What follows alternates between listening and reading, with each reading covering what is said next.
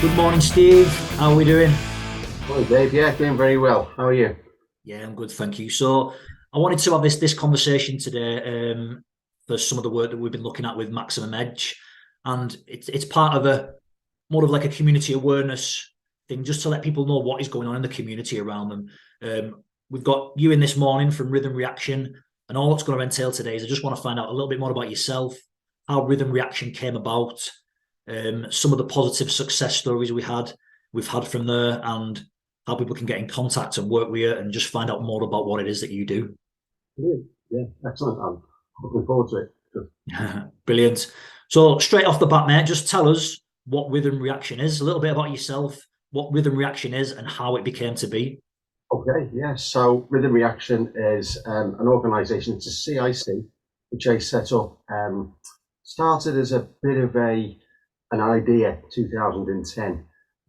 I've been drumming all my life, and Rhythm Reaction uses drumming to sort of help improve mental health, general well-being, physical health. And then, so over the years, like going back to being a child right through sort of like an adult, the one thing that I did consistently with regards to health, without realizing I was doing it, was playing the drums. Uh, I loved playing them. And it was probably the only real exercise I got from a physical perspective. And I wasn't well as a kid. I was very unwell for years, bad heart, born with a damaged heart. So it was always important to stay healthy, but I wasn't using the gym and I wasn't going running. The only thing I really did was gigging and practicing all the time and drumming. Mm-hmm.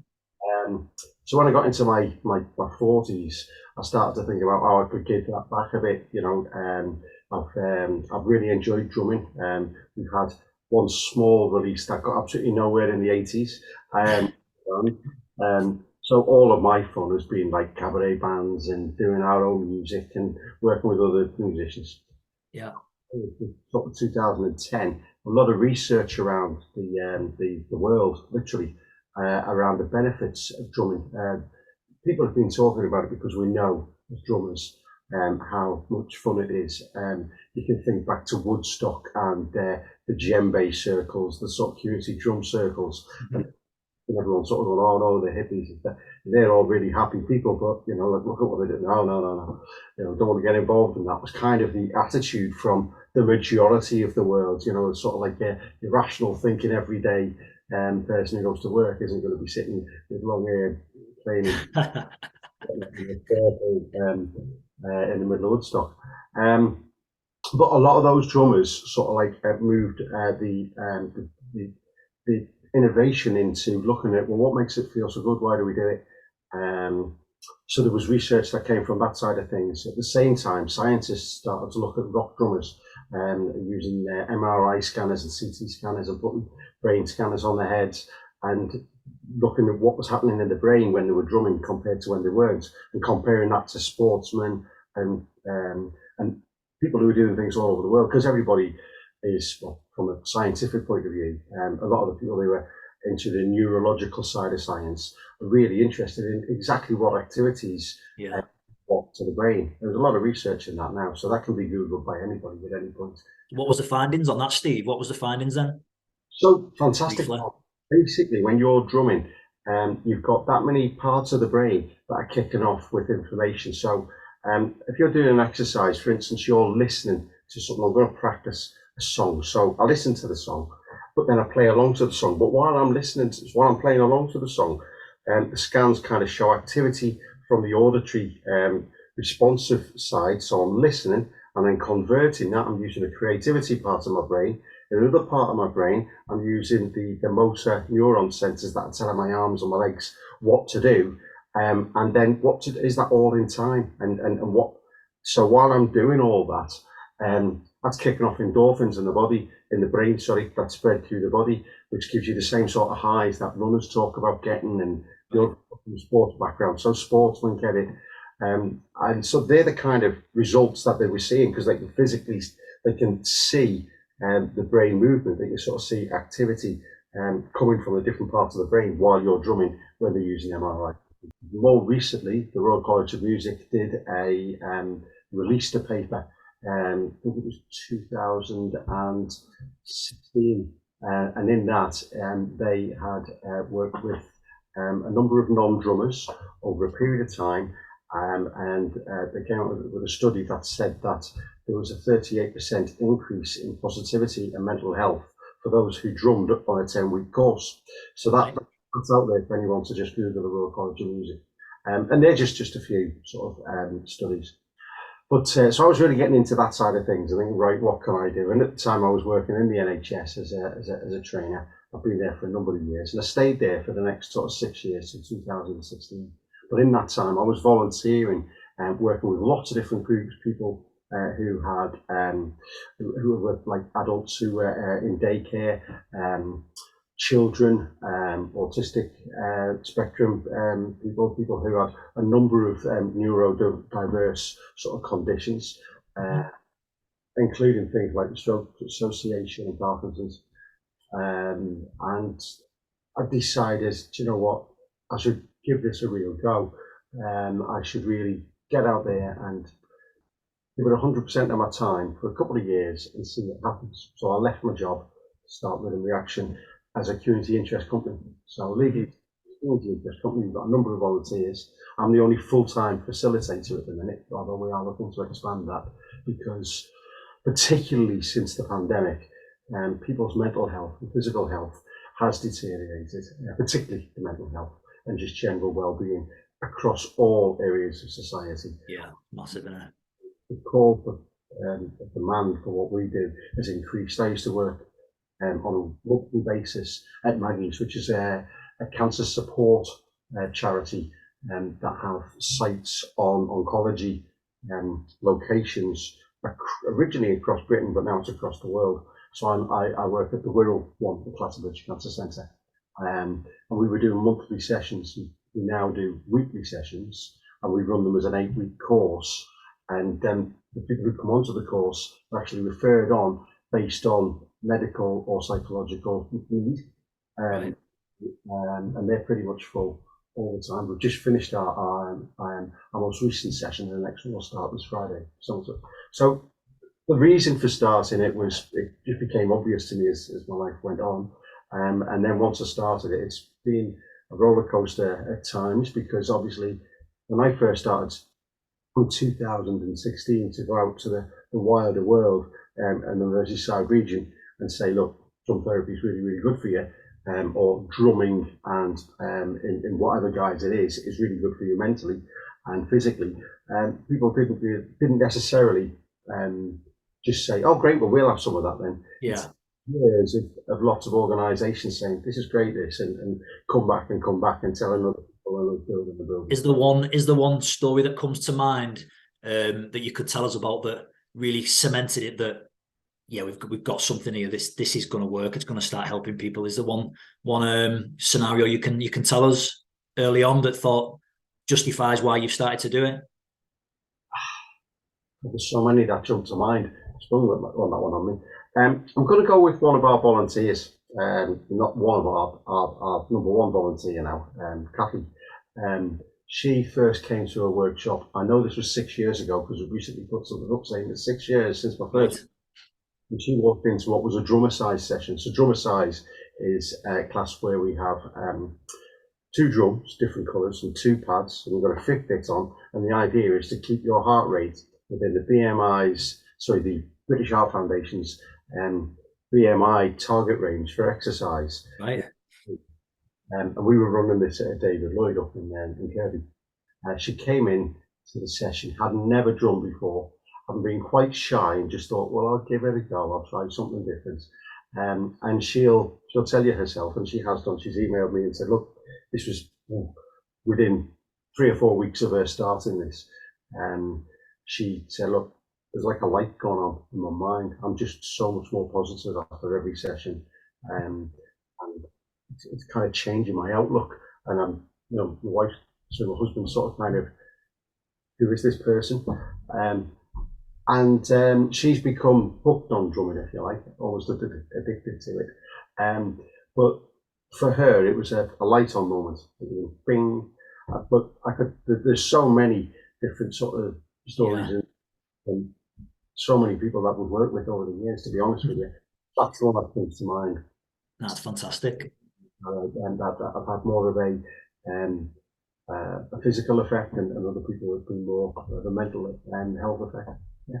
I can definitely see the similarities between the feelings I would get from maybe punching a punch bag, like a few rounds punching a punch bag. I can see the similarities to going hell for leather, banging out some rhythm on the drums. I can definitely see the similarities there and how that would induce all these endorphins and feel good chemicals and that. Yeah. So the people, they don't have to have ever drummed before. Absolutely not. No, definitely not. So can you just talk us through how a session would run then? As a person who's never drummed before, what would a session entail for us? Okay, so we run a number of different sessions. I'll pick on my drum along session. I'll choose that one. And your point, by the way, about sort of going hell for leather on the drums and that kicking the endorphins off is a really good one. However, just the fact that you are doing something rhythmic, so you're thinking about it and physically doing it and doing it in a group, that really sets the endorphins going, and you don't have to be going hell for leather at all. It can be very gentle and have a very, very similar effect from a mental health point of view. Right. And like instance, like within the hour of that first session, if you walk in day one. So somebody comes along to the session, we go through the health and safety. Do this, do that, don't do this, don't do that, and make sure everybody's safe and comfortable. And I explain the equipment. And in the one-to-one session, we use a drum pad, which sounds and feels very much like a drum. Doesn't look totally like a drum. We've designed this over a number of years, this pad, moving from very loud drums to these relatively quiet pads, but they sound like drums, and the harder you hit them, the louder they sound, to be fair. And you're going to be using that. And actually, I encourage people, if they want to hit that drum as hard as they like, and if they've got some tension or whatever in there they want to get out of, then they're going to get the opportunity to do that. So, and I'll introduce to them how we're holding the sticks. And again, there's lots of ways to hold a stick, but I just keep it nice and simple. I want it to be, you come in and there's nothing technical about it. You don't have to be thinking about where the fingers have got to go. You're just holding a pair of sticks, and you're gonna hit the drum, and I'm going to guide you through hitting it fast and slow and hard and quiet. And then we're going to play along to some music, and it's going to be music that you know. So we'll use music from every decade you can think of, going back to probably the 50s. We may have gone earlier than that with some stuff. Actually, we have, because now and again we'll throw in an orchestral piece in, and it might be, I don't know, Can. Right. Hopefully heard back, obviously, but everybody knows it. So it's mainly tunes that you're going to know. So instantly your brain just clicks into it, and whether you've got rhythm or not, and the number of people who come into a session and say, I can't do this, I've got no rhythm. Actually, we're all born with a heartbeat. We've all got rhythm. And all you've got to do is just hit the drum. And because you're in a group, because you're going all together, there's what they call the grandfather clock experience that goes on. So if you're sitting next to a grandfather clock, that just ticks away, tick, tick, tick, tick. If you set 10 of these up in a room independently, after a couple of hours, no matter what speed they started at, they all go in sync to each other. Right. That's pretty cool, isn't it? Yeah. They'll all go like that. We'll all be going together. So you can imagine 10 people in a room will come in and we'll start off at different tempos, but actually you just sort of fit in. But the pads are designed so that they're loud enough for you to hear. And this was purely by accident, but other people can't really hear it and they're not really watching your pad. So it doesn't matter what you do. And if you make a mistake, if we're doing something a little bit more complicated than just single strokes, if you do your pad, you can hear it. Others can't, and they're not focusing on you, they're focusing on themselves. So actually in the sessions, you can't make a mistake. And we're not actually teaching you to play the drums. What we're doing is giving you an opportunity to let rhythm out of yourself that you don't even know you've got, and find rhythm and enjoy music in a totally different way. You're all of a sudden part of the band. You're playing what on that drum, and everybody else is in, and they might be doing different things. So I might be in the session listening to the overall melody. So if there's a song going on, the drum beat might just be, but the bass, the guitar, the vocals, the piano, and the drums together might be going. Yeah. I might be playing that. You might be sitting just listening to the guitar bit and the vocal bit, and you might just be going. Somebody else will be playing. So collectively, it never sounds bad. In all honesty, it sounds good. And so as a group, it sounds great. And as an individual, you straight away you take something away from that. But then we'll also play some rhythm games. I'll play beats and people repeat those beats back to me, and then people get the opportunity to create their own beats, and I'll give them techniques and show them techniques around how to create those beats. And then we've got some mindfulness techniques that we use around creating a beat or playing a beat that you can then focus on when things aren't going so well in your life, where you can, people who don't like to meditate or have never meditated or are a little bit like, oh, I don't want to meditate, they can get a similar kind of effect, as in calming of the brain, by focusing on a rhythm or a beat, which again will show you sort of techniques of how to remember that rhythm and that beat. And you can just have a 20-second, 30-second, 1 minute, 3 minute little bit of time on your own, nip to the nearest loo and sort of like just calm down if things aren't going well in the office or whatever it is, or wherever you work. Yeah.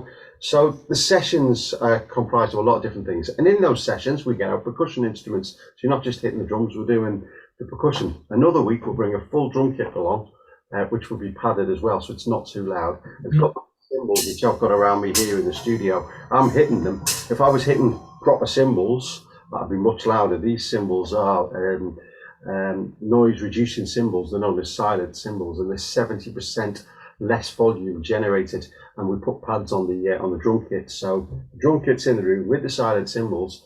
Everybody is playing the pads that they're used to playing along to music. You get on and you become the animal from the Muppets, or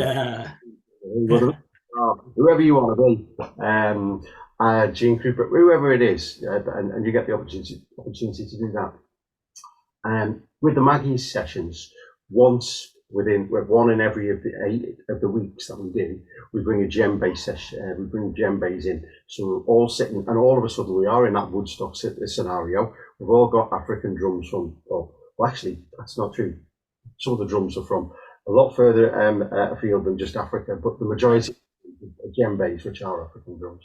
And we use different techniques because you're just using your hands, unless you have grip issues, in which case we have got sticks that you can use.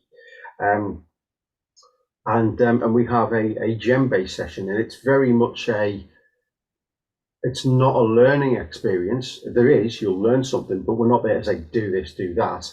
We just show you a couple of ways to use the drum and hit the drum, and then encourage you to find your own rhythms within that. And it's amazing what comes out of that. And again, we play along to music in that session too. One thing I will say, I'll just go back, because one thing that puts people off sometimes, very rarely to be fair, is volume. If you've got auditory issues, so we work a lot with neurodiverse people who have real sensitivity to volume. Right.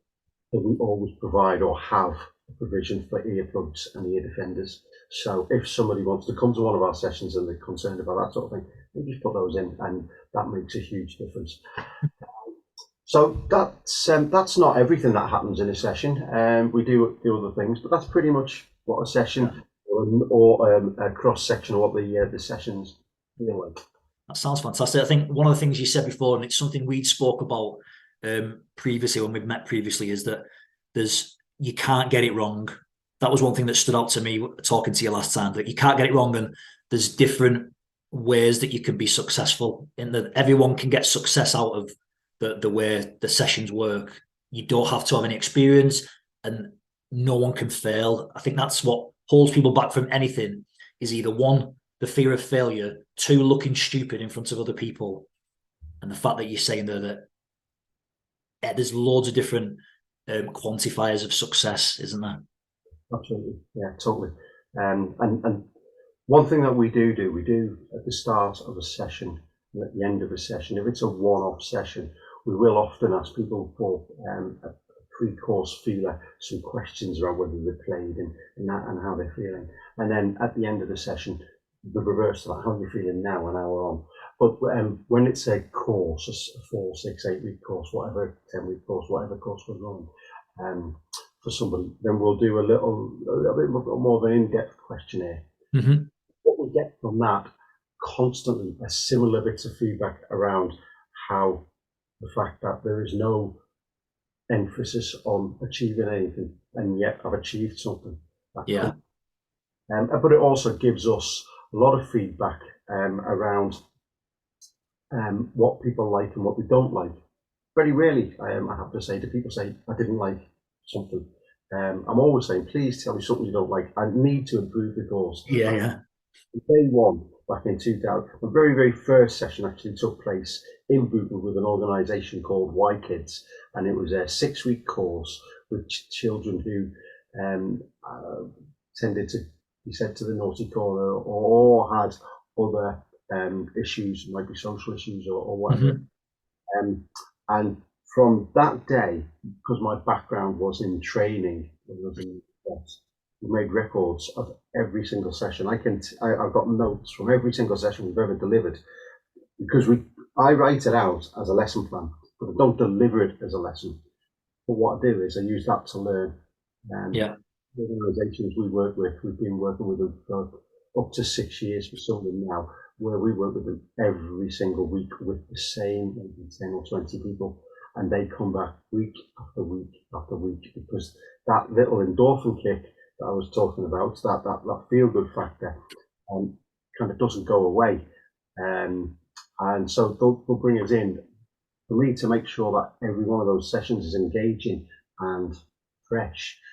I have to look at what we've done and change it and change it and change it, and bring new ideas and new sort of exercises and new challenges into the session. So we do that all of the time. So we're always evolving and we're always looking to evolve. Mm-hmm. But ultimately, the one thing at the top of every lesson plan is the outcome of this, the word fun. That's what it is. We're not going to change the world, but if we can make sure that people enjoy themselves in the session, then everything that we do then offers so many benefits, and there's so many more benefits like coordination, as well as feeling happy and more positive and building your self-belief, your ability to communicate. You can talk to people through the drums without opening your mouth if you don't want to say something in the session. Yeah. We'll play a beat, and if people play that beat back to you, so we get an opportunity in a game that it's similar to Simon Says, you play a beat, everybody listens to that beat. You don't have to remember what you just did, but they've got to play it back to you, but all play it back to you at the same time. So when they do that, and you're sitting there and you're the person who says, I don't really want to have a go, and I go, do us a favour, just hit the drum twice, and I don't care if it's a beat or not. So they'll do that, and everyone responds to it. Well, sometimes just that is often enough for them to just go for it and just make up beats, and the beats come back to them, and they're already getting ready to play their next beat, and it's sort of like da da da da, and everyone's and and it just sort of that kind of happens. That's a huge feeling of gratification. It's like, oh, they're listening to me and they're responding. I know they're listening because they just played back to me what I played to them. Yeah, played on a drum. People don't necessarily sit there thinking that, but actually, that's what the mind takes from it. That's what the subconscious takes from it. That's what makes you feel good. One of the many things that make you feel good. Mm-hmm. Although going back to what you said before about if people think like they're not musically gifted whatsoever, everybody has got a heartbeat. Everybody's heart beats with obviously the same cadence all the time, and it can increase as your heart rate, but everyone can keep in time with their heartbeat. That's good. Yeah. No matter who you are, you'll see people in a car with the radio on, they're tapping away. They're playing a musical instrument without realising it. It happens to be a steering wheel, but or in a band, you're lucky enough to be playing, and you look around, you know that people are engaging, even if they're subconsciously engaging, because you see the feet tapping, or the hands tapping on the knees while they're having a conversation. Yeah. So like the music. I just think live music's fantastic. You can be part of that live music within the session. It's a bit like the scene in The Full Monty. I mean, some younger people listening to this when we put it out there might not even know what the film The Full Monty is, but it's the scene when they're all stood in the post office and the music comes on and they're all moving in a certain way, but to the rhythm of the song out there. Everyone can find a beat at some point. Yeah. So what are you up to at the moment with Rhythm Reaction? Where are you working at the moment? Okay, so well, today's Monday. This afternoon we will be with an organisation called Larch. So they bring us in twice a week. One of the sessions is our drum along session with the pads, and the other one's a djembe session with a number of adults. And that's an every week thing ongoing. And then this evening we'll be in Widnes at the studio, which is an open public session, so anybody can come along. And we run that every single Monday evening, 5:30 till 5:30. Usually on a Monday morning, we've got a session somewhere, so we're lucky to have this Monday morning to be able to have a chat, to be honest with you. So this morning's an admin stroke, having a chat with you, which is great. And then through the week, it's similar. We can do up to 3 sessions a day. So we'll be working at Maggie's on Friday. We work with Your Voice, Your Choice, which is it's a CIC in Halewood who work with young adults who have who require sort of day support, daycare. They're a fantastic group. We work with them. It's a similar group on a Thursdays in Kirby, called that. Wednesdays we're at V's in Prescott, and that's 10:30 till 11:30, and that's our second open public session that anybody can come along to. And in that, as I say, every now and again it's a djembe week, every now and again it's a drum kit week, but by and large, 90% of the time, it's a drum along week. And so again, they're sessions where I've got to be constantly thinking of new things, which is not hard because there's so much music to pick from. And the other in the sessions where we do sort of like regular sessions, or where it's a course. So an organisation might ring me up and bring me in to do an 8-week course for them. So over that 8 weeks, I'll get to know the people in the room. They'll get to know me, and quite often it might be a large organisation who those people don't necessarily all know each other. This might be the first time they've connected. And during that course, we'll do the same. We'll do a djembe session, we'll do a drum kit session, and we'll do so we can do 12, anything between 8 and 12 workshops a week at the moment. We used to do one-to-ones. I do one at the moment, but we're unfortunately getting to that stage where I actually can't do one-to-ones, can't take any more on. Yeah. It's, moving between one location and another is it's easy enough to do, but it restricts how much you can actually. Of course, yeah. If we go to wherever we are, we go. We don't have one venue that people can come to. The studio has been going on now since 2018, and the V's have been going on since post-pandemic. Straight after the pandemic, we kind of started working there because of the need.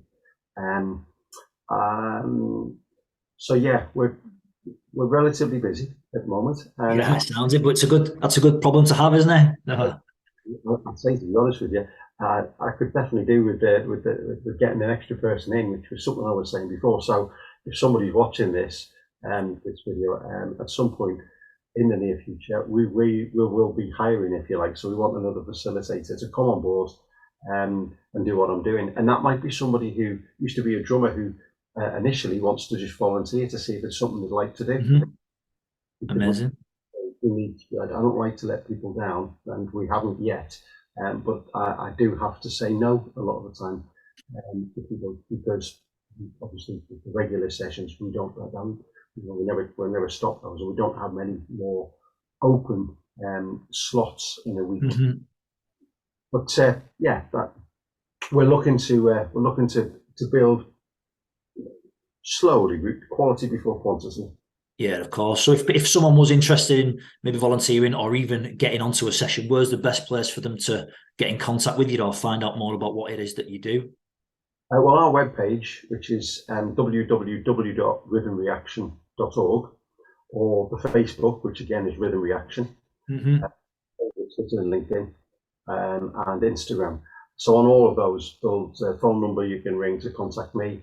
My email address is steve@rhythmreaction.org, so you can contact us that way. But as I say, that's on the website, it's on Facebook and so on.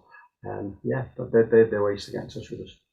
Fantastic, mate. So off the back of this longer form conversation, we're hopefully going to be able to organise some shorter, little more digestible chunks that we can go a little bit deeper on some of the topics we've spoke about today and really get into the how the benefits of this of drumming and finding beats and rhythm can influence mental health. And I'm really interested in the mindfulness that we spoke about before, so that'll be maybe one of the topics that we'll go into in a bit more in depth next time. But yeah, I'm looking forward to those, Steve. So anyone who's listening to this, look out for some more shorter, more punchy episodes with Steve on some of the topics. All right, I look forward to doing those with you, Dave. Thank you. Brilliant, man. It's been fantastic to speak to you this morning as well. Thanks for your time. Sure, I appreciate it. Thank you. Cheers, Steve. All the best. Take care. Bye-bye.